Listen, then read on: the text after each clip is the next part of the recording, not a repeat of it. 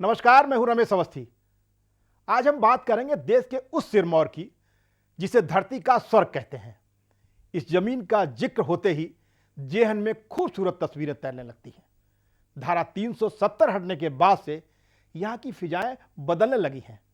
आलम यह है कि जिन वादियों में आतंक का माहौल था, अब वहाँ विकास की बयार के साथ साथ अमन शांति का माहौल कायम होने लगा है।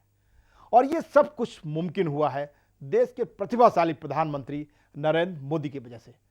तो आइए देखते हैं हमारा एक खास कार्यक्रम मोदी का मिशन कश्मीर। कोई भी एजेंडा उनकी तरफ से फिक्स नहीं है।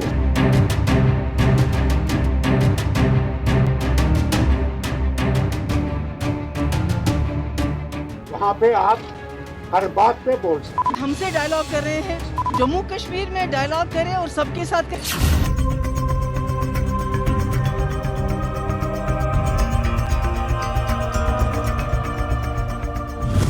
मोदी का मिशन कश्मीर।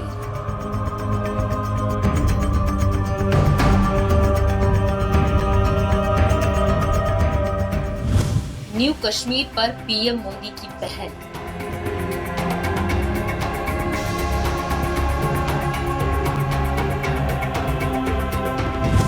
कश्मीर में धारा 370 के बाद पहली बार इतनी बड़ी बैठक।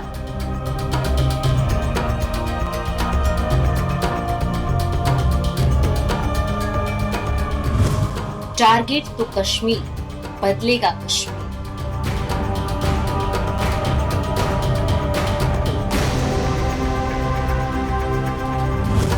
जम्मू कश्मीर में मोदी सरकार अब क्या नया करने की तैयारी में है?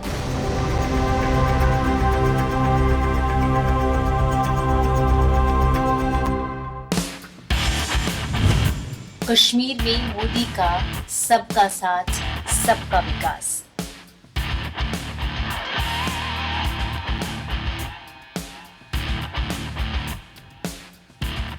प्रधानमंत्री नरेंद्र मोदी की अगुवाई में जम्मू कश्मीर को लेकर 24 जून को अहम बैठक हुई। धारा 370 को हटाए जाने के करीब 2 साल के बाद केंद्र सरकार और कश्मीर के नेताओं के बीच ये मीटिंग हुई। इसमें जम्मू कश्मीर के 8 राजनीतिक दलों के 14 नेता शामिल हुए। दिल्ली में प्रधानमंत्री आवास पर यह बैठक करीब 3.5 घंटे चली। नई दिल्ली में पीएम आवास पर प्रधानमंत्री नरेंद्र मोदी की अगुवाई में हुई इस बैठक में फारूक अब्दुल्ला, महबूबा मुफ्ती, उमर अब्दुल्ला, गुलाम नबी आजाद, रविंद्र रैना, कविंद्र गुप्ता, निर्मल सिंह, सज्जाद लोन, भीम सिंह समेत अन्य कई नेता शामिल थे। इस मीटिंग में केंद्रीय गृह मंत्री अमित शाह, एनएसए अजीत डोभाल, केंद्रीय मंत्री जितेंद्र सिंह, जम्मू कश्मीर के उपराज्यपाल मनोज सिन्हा के अलावा केंद्र के अन्य कई अफसर भी मौजूद थे। जानकारी के मुताबिक मीटिंग में डॉक्टर जितेंद्र सिंह द्वारा सभी का स्वागत किया गया, जिसके बाद प्रधानमंत्री नरेंद्र मोदी की ओर से ओपनिंग रिमार्क दिया गया। पीएम मोदी के बाद फारूक अब्दुल्ला की ओर से अपनी बात कही गई।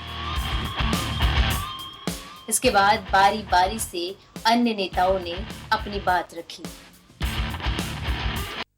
बैठक में जम्मू कश्मीर के बीजेपी नेताओं और कांग्रेस के गुलाम नबी आजाद को छोड़ दें तो बाकी कोई भी ऐसा नेता नहीं था जो पीएम मोदी के राजनीतिक व्यक्तित्व के अलावा उनके मनोवैज्ञानिक व्यक्तित्व को नजदीक से जानता हो। घाटी के अधिकांश नेताओं ने पीएम मोदी के प्रति यह धारणा बनाई है कि वो जिद्दी स्वभाव के हैं और विपक्षी नेताओं की बातों को तवज्जो नहीं देते। इसी धारणा के साथ बैठक में शरीक हुए नेताओं की यह सोच काफी हद तक गलत साबित हुई। राजनीतिक प्रक्रिया को मजबूत बनाने के लिए बैठक। रिपोर्ट्स की माने तो केंद्र सरकार ने इस सर्वदलीय बैठक को केंद्र शासित प्रदेश में राजनीतिक प्रक्रिया को मजबूत करने के लिए बुलाया था। हालांकि जम्मू कश्मीर को डाउनग्रेड कर केंद्र शासित प्रदेश बना दिया गया है, फिर भी यहाँ एक विधायिका है। जम्मू कश्मीर में साल 2018 में बीजेपी के पीडीपी के साथ गठबंधन तोड़ने के बाद से सरकार नहीं बनी है। महबूबा मुफ्ती पीडीपी की प्रमुख है। यहाँ साल 2019 में लोकसभा चुनाव और 2020 में जिला विकास परिषद के चुनाव कराए गए थे। बहुत अच्छे वातावरण में बातचीत हुई है। विस्तार से सब नेताओं ने अपनी अपनी बात रखी है। प्रधानमंत्री जी ने, होम मिनिस्टर साहब ने ठीक तरह से सुना।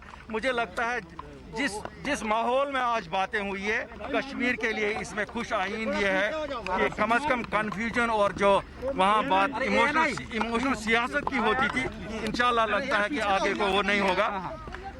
डिलिमिटेशन की बात हुई। प्राइम मिनिस्टर ने सबको कहा कि सब एसोसिएट्स के साथ हो जाइए और सब दलों को उसमें नुमाइंदगी दी जाएगी। और उन्होंने ये भी कहा कि जो ही वो कंप्लीट हो जाएगा उसके बाद ही सेकंड प्रोसेस शुरू हो जाएगी, इलेक्शन की प्रोसेस शुरू हो जाएगी। महबूबा मुफ्ती के बयान से फारूक ने बनाई दूरी। जम्मू कश्मीर को लेकर प्रधानमंत्री नरेंद्र मोदी की अगुवाई में हुई मीटिंग से पहले ही राजनीतिक हलचल तेज हो गई थी। 24 जून गुरुवार को जम्मू में डोगरा फ्रंट ने जम्मू कश्मीर की पूर्व मुख्यमंत्री महबूबा मुफ्ती के खिलाफ प्रदर्शन किया था। महबूबा मुफ्ती ने हाल ही में जम्मू कश्मीर के मसले पर पाकिस्तान के साथ बात करने की वकालत की थी। इसी के विरोध में 24 जून गुरुवार की सुबह डोगरा फ्रंट के लोगों ने वहां पर विरोध प्रदर्शन किया, महबूबा के खिलाफ नारेबाजी की और उन्हें तिहाड़ जेल में भेजने की मांग की थी। प्रधानमंत्री नरेंद्र मोदी के साथ मीटिंग से पहले फारूक अब्दुल्ला ने कहा था कि उनका पहले से कोई एजेंडा फिक्स नहीं था। वो अपनी बात पीएम गृह मंत्री से बात करेंगे ताकि रियासत में शांति आए। फारूक अब्दुल्ला ने कहा कि उनके चाहने का सवाल नहीं, चाहते तो वे आसमान, किंतु पहले वो पीएम मोदी से बात करेंगे, बाद में वो मीडिया से बात करेंगे। महबूबा मुफ्ती द्वारा दिए गए पाकिस्तान से बातचीत के बयान पर फारूक अब्दुल्ला ने कहा कि वो महबूबा मुफ्ती का एजेंडा है और उनकी अलग अलग पार्टी है, ऐसे में ये महबूबा की बात है। हालांकि पीएम मोदी द्वारा बुलाई गई इस मीटिंग का फारूक अब्दुल्ला ने स्वागत किया था। साथ ही उन्होंने कहा था कि महबूबा या अन्य अपने वतन की बात करते हैं और वो पाकिस्तान वगैरह की बात नहीं करते। करीब 2 साल से दिल्ली और कश्मीर की वादियों के बीच बढ़ गई दूरी को खत्म करने की चाहत जताकर प्रधानमंत्री नरेंद्र मोदी ने साबित कर दिया कि वो कुशल वक्ता होने के साथ ही अच्छे श्रोता भी हैं। पीएम मोदी ने जम्मू कश्मीर के 14 नेताओं के मन की बात सुनकर और अंतिम नतीजे पर पहुंचने से पहले अपनी बातों के जरिए बैठक के माहौल को न सिर्फ मार्मिक बनाया, बल्कि एक तरह से मोदी सरकार ने सहमत बनाने में शुरुआती कामयाबी भी हासिल कर ली है। जम्मू कश्मीर का विशेष दर्जा वापस लेने के बाद से ही सियासी बर्फ जमी हुई थी। अब कह सकते हैं कि उसने इस सर्वदलीय बैठक के बाद से पिघलना शुरू कर दिया है। बातचीत से पहले बोले भीम सिंह।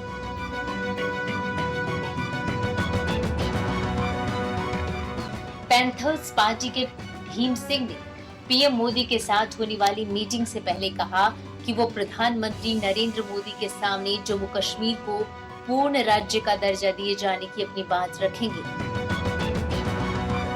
और साथ ही वहां विधानसभा चुनाव भी कराए जाने की बात रखेंगे। भीम सिंह ने कहा कि महबूबा मुफ्ती अपनी राजनीति बचाने के लिए पाकिस्तान का नाम लेती और वो उनको तवज्जो नहीं देते। जो दर्द है जम्मू कश्मीर के लोगों में, हम उसकी बात करेंगे। और मोदी जी दर्द निवारण हैं और वो क्या करेंगे उस दर्द को दूर करने के लिए। बात ये होगी एजेंडा हमें आया ही नहीं है, बुलाया जरूर है मोदी जी ने। और ऐसा लगता है कि मोदी जी ने बड़ी जुट के साथ बुलाया है और पहला इनिशिएटिव लिया उन्होंने एज ए प्राइम मिनिस्टर। मैं देखता हूँ 7 सालों में कि जम्मू कश्मीर के लीडरों को बुला लिया। मैं प्राइम मिनिस्टर जी को बहुत से जानता हूँ, लेकिन ये बड़ा जुर्तमंदाना, बड़ी हिम्मत, बड़ी जुट के साथ और सोच के साथ फैसला लिया है कि जम्मू कश्मीर के लीडरों को, लोगों को बुलाया जाए, उनसे बात हो, खुली बात हो। बैठक से पहले जम्मू कश्मीर में अलर्ट, इंटरनेट पर भी नजर। पीएम मोदी की इस अहम मीटिंग से पहले जम्मू कश्मीर में हलचल शुरू हो गई थी। राज्य में 48 घंटे के लिए अलर्ट जारी कर दिया गया था। साथ ही लाइन ऑफ कंट्रोल पर भी नजर पैनी कर दी गई थी। वहीं जरूरत पड़ने पर इंटरनेट की सुविधा पर भी रोक का प्रावधान रखा था। बता दें कि पीएम मोदी की मीटिंग से पहले बुधवार को भी आतंकवादियों ने एक बार फिर हमला किया था। दूसरी ओर जम्मू कश्मीर मसले पर प्रधानमंत्री मोदी की मीटिंग पर कांग्रेस पार्टी ने निशाना साधा। पीएम मोदी की Jammu Kashmir all party meet पर बात करते हुए कांग्रेस नेताओं ने कहा कि मीटिंग में नेताओं को केंद्र ने अपनी मर्जी से चुनकर बुलाया था। पार्टी की तरफ से जम्मू कश्मीर के मुख्य प्रवक्ता रविंद्र शर्मा और जम्मू कश्मीर कांग्रेस के उपाध्यक्ष रमन भल्ला ने केंद्र पर निशाना साधा था। निशाना साधते हुए उन्होंने कहा कि मीटिंग के लिए जम्मू स्थित राजनीतिक समूहों को क्यों नहीं बुलाया गया था। साथ ही मीटिंग में कश्मीरी पंडितों की तरफ से किसी को क्यों नहीं बुलाया गया था। कांग्रेस नेताओं ने आगे कहा कि यूपीए की सरकार ने कभी भी जम्मू के सामाजिक राजनीतिक संगठनों को ऐसे नजरअंदाज नहीं किया था। आगे केंद्र सरकार को सलाह देते हुए कहा कि जम्मू के राजनीतिक दलों को भी मीटिंग के लिए बुलाया जाना चाहिए था। प्रधानमंत्री नरेंद्र मोदी ने सबको अपने मन का गुबार निकालने दिया, लेकिन वे इस जटिल मुद्दे की नब्ज जानते थे कि भले ही इन नेताओं के सुर अलग अलग हों, लेकिन उनकी मूल चाहत क्या है। वो है जम्मू कश्मीर को पूर्ण राज्य का दर्जा मिले और जल्द चुनाव भी हों।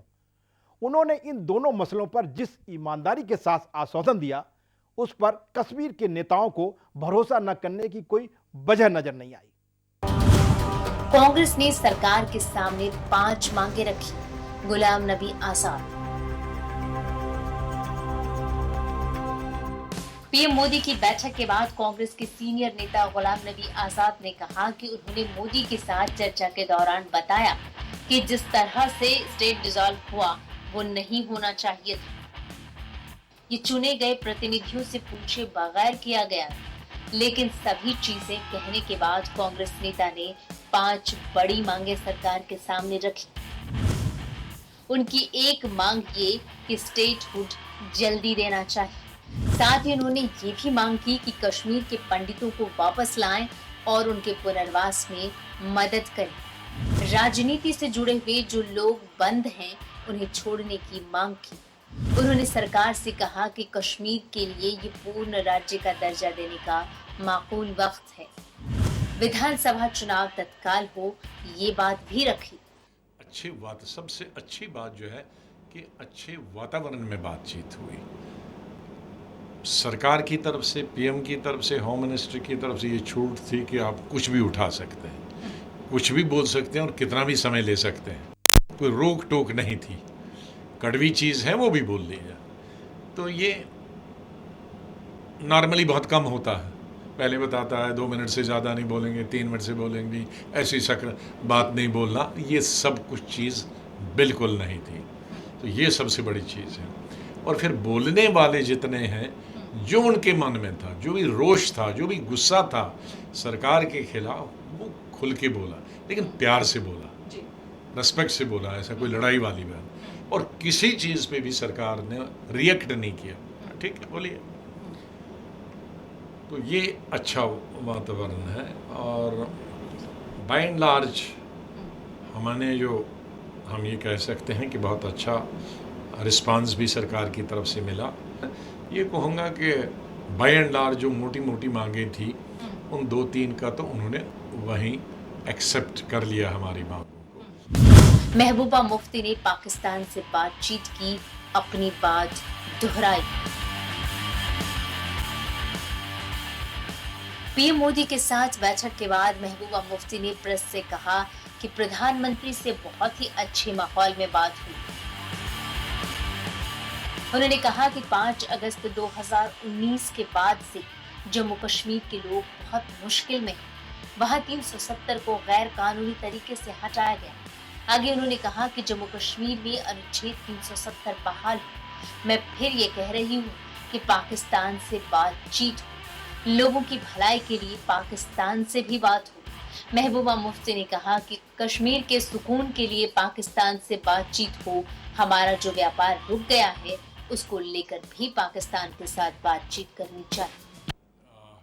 क्योंकि 3.5 घंटे मीटिंग हुई और हर चीज़ का, लेकिन जहाँ तक मुझे याद है कि महबूबा जी ने कहा कि भाई अटल बिहारी वाजपेयी जी ने शुरू किया था वहाँ से, पाकिस्तान से वहाँ चले गए थे और कहा था कि, और उन्होंने ये भी कहा कि भाई हम कभी जब बात करते हैं कि पाकिस्तान से बात करो तो हमें आरोप लगता है कि एज इफ हम उनके सपोर्टर हैं, तो हम उनके सपोर्टर नहीं हैं।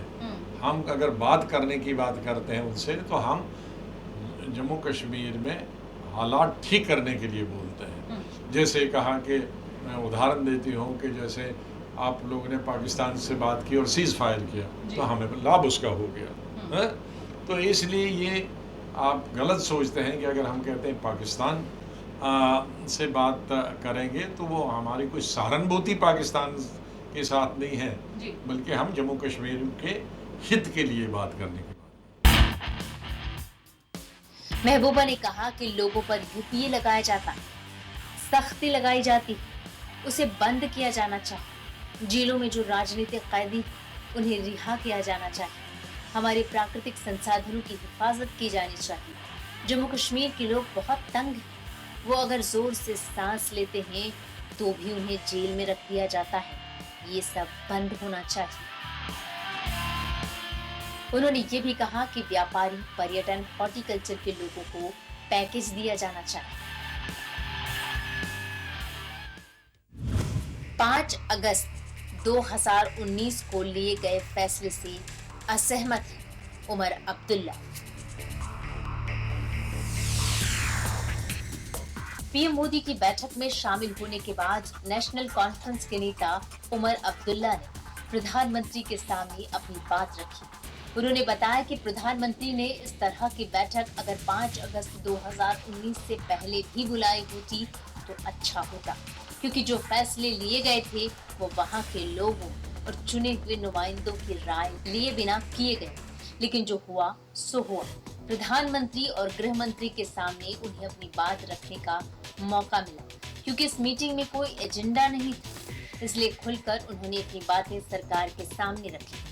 उन्होंने प्रधानमंत्री के सामने कहा कि 5 अगस्त 2019 को जो फैसला किया गया था वो उसके साथ नहीं है, वो उस फैसले से सहमत नहीं और वो उसे कबूल करने के लिए तैयार भी नहीं। लेकिन उस फैसले की मुखालफत में वो कानून को हाथ में लेने के लिए भी तैयार नहीं।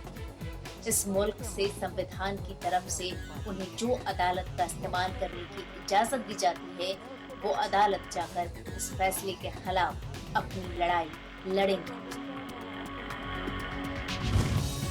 जम्मू कश्मीर को पूर्ण राज्य का दर्जा मिले, उमर अब्दुल्ला।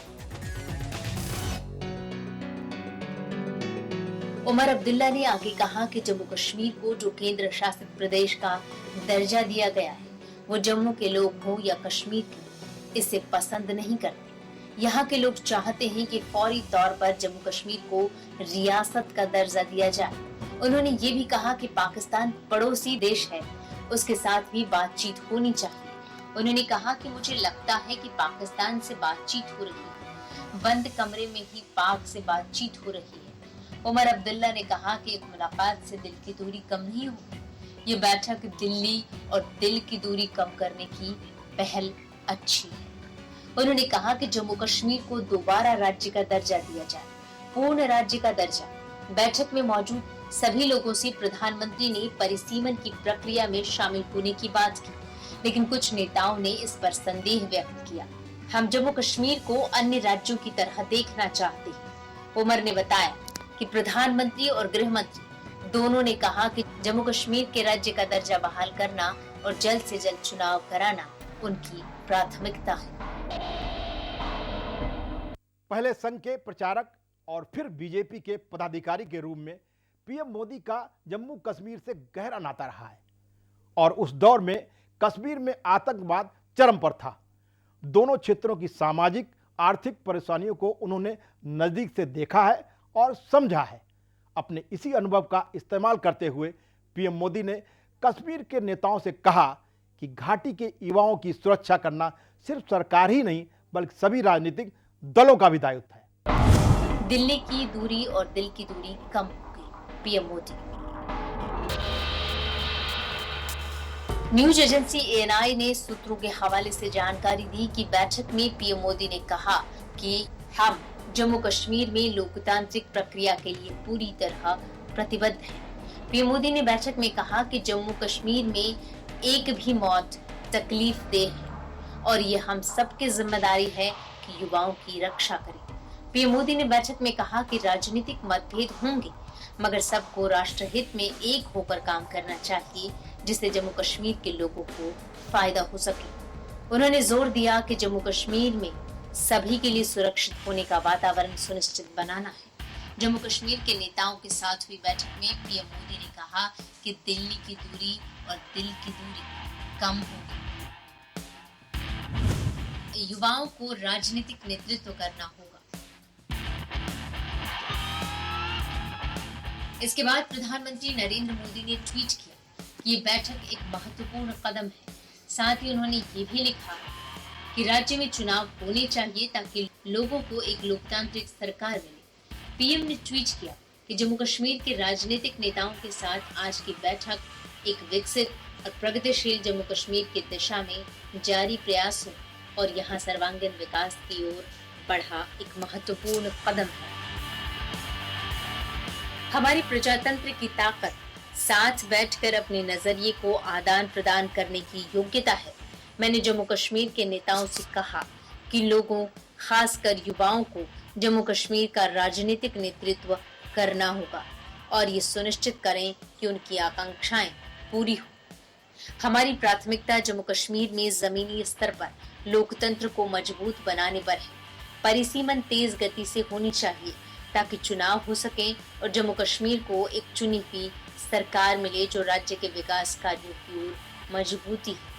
बीजेपी नेता पूर्व डिप्टी सीएम कविंद्र गुप्ता ने बताया कि परिसीमन के बाद जम्मू कश्मीर में चुनाव की बात हुई। परिसीमन का काम पूरा होने के बाद जम्मू कश्मीर में चुनाव कराया जाए।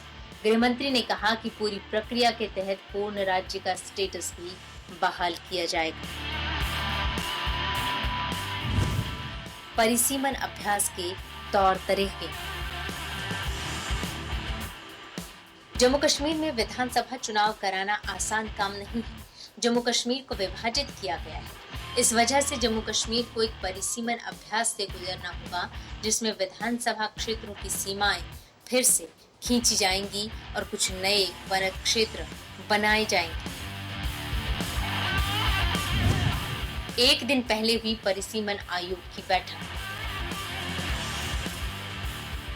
गुपकार नेताओं के दिल्ली आने से एक दिन पहले जम्मू कश्मीर के परिसीमन आयोग ने बैठक की जिसमें वहां के विधानसभा क्षेत्रों में पुनर्गठन और 7 नई सीटें बनाने को लेकर विचार विमर्श किया था। बताया गया है कि इस वर्चुअल मीटिंग में जम्मू कश्मीर के सभी 20 उपायुक्तों ने भाग लिया जिसमें विधानसभा सीटों को भौगोलिक रूप से अधिक सुगठित बनाने के तरीके के बारे में जानकारी एकत्र की गई। न्यूज एजेंसी पीटीआई ने बताया कि परिसीमन की प्रक्रिया के तहत जम्मू कश्मीर में कुछ विधानसभा सीटों को अनुसूचित जनजाति के लिए आरक्षित किया जाना है। इस कवायद के बाद जम्मू कश्मीर में विधानसभा की सीटें 83 से बढ़कर 90 हो जाएंगी। जम्मू कश्मीर में अपनी पार्टी के नेता अल्ताफ बुखारी ने बताया कि बातचीत बड़े अच्छे माहौल में हुई। पीएम मोदी ने सभी नेताओं के मुद्दे सुने। उन्होंने कहा कि परिसीमन की प्रक्रिया पूरी होने के बाद चुनाव को लेकर प्रक्रिया शुरू की जाएगी। अल्ताफ बुखारी ने कहा कि परिसीमन खत्म करने को लेकर समय सीमा फिलहाल तय नहीं की गई। इसके अलावा चुनाव जल्द कराने पर भी चर्चा की गई। उन्होंने कहा कि हर किसी ने अपने दिल की बात कही। उन्होंने अनुच्छेद 370 के सवाल पर ये भी कहा कि ये मामला सुप्रीम कोर्ट में है, तो उस पर क्या बात होगी। दुख तो हुआ, इसकी शिकायत जरूर लोगों ने की, लेकिन जब मामला सुप्रीम कोर्ट में है तो उसका फैसला सुप्रीम कोर्ट करेगी। पीएम मोदी ने साथ मिलकर काम करने का भरोसा दिया, रविंद्र रैना। पीएम मोदी द्वारा बुलाई गई सर्वदलीय बैठक के बाद जम्मू कश्मीर बीजेपी अध्यक्ष रविंद्र रैना ने कहा कि पीएम मोदी ने जम्मू कश्मीर के सभी नेताओं को विश्वास दिलाया है कि जम्मू कश्मीर के उज्जवल भविष्य के लिए सभी मिलकर कार्य करेंगे। जम्मू कश्मीर की मजबूती और जनता की भलाई के लिए हर कार्य किया जाएगा जिससे लोगों का भला हो। बैठक के बाद केंद्रीय मंत्री जितेंद्र सिंह ने क्या कहा? केंद्रीय मंत्री जितेंद्र सिंह ने कहा कि बैठक में प्रधानमंत्री ने कहा कि जम्मू कश्मीर में सभी जगह विकास पहुंचे, इसके लिए साझेदारी हो। विधानसभा चुनाव के लिए डिलिमिटेशन की प्रक्रिया को तेजी से पूरा करना होगा ताकि हर क्षेत्र प्राप्त राजनीतिक प्रतिनिधित्व विधानसभा में प्राप्त हो सके। जम्मू कश्मीर में ऑलराउंड विकास हो, हर इलाके हर समुदाय तक विकास पहुंचे, इसके लिए साझेदारी हो और जन भागीदारी का एक माहौल बनाया रखा जाए, ये ज़रूरी है। माननीय प्रधानमंत्री जी ने इस बात को भी रखा कि जम्मू कश्मीर में पंचायती राज से लेकर दूसरे स्थानीय निकायों से जुड़े सभी चुनाव सफलतापूर्वक हो चुके हैं। सुरक्षा से जुड़े हालात भी बेहतर हो रहे हैं। पंचायत चुनावों के बाद करीब 12,000 करोड़ रुपए सीधे सीधे पंचायतों के पास पहुंचे हैं। इससे गांव में विकास की रफ्तार को गति मिली है। प्रधानमंत्री जी ने कहा कि जम्मू कश्मीर में लोकतांत्रिक प्रक्रिया से जुड़े अगले महत्वपूर्ण कदम यानी विधानसभा चुनाव की तरफ हमें मिलकर जाना है। इसके लिए डिलिमिटेशन की प्रक्रिया को तेज़ी से पूरा करना होगा ताकि हर क्षेत्र हर वर्ग को पर्याप्त राजनीतिक प्रतिनिधित्व विधानसभा में प्राप्त हो सके। देश का हर नागरिक कश्मीर की वादियों में बेखौफ होकर आज़ादी से घूम सके, वैसा कश्मीर बनाने के लिए पीएम मोदी ने दिमाग की जगह दिल को और सियासत की बजाय मोहब्बत को तरजीह दी। इसमें कोई दो राय नहीं कि प्रधानमंत्री नरेंद्र मोदी की इस पहल से घाटी में नई बहार आएगी। आज के इस खास कार्यक्रम में बस इतना ही। हमें दीजिए इजाजत और चलते रहिए समय के साथ। सारा प्रणाम।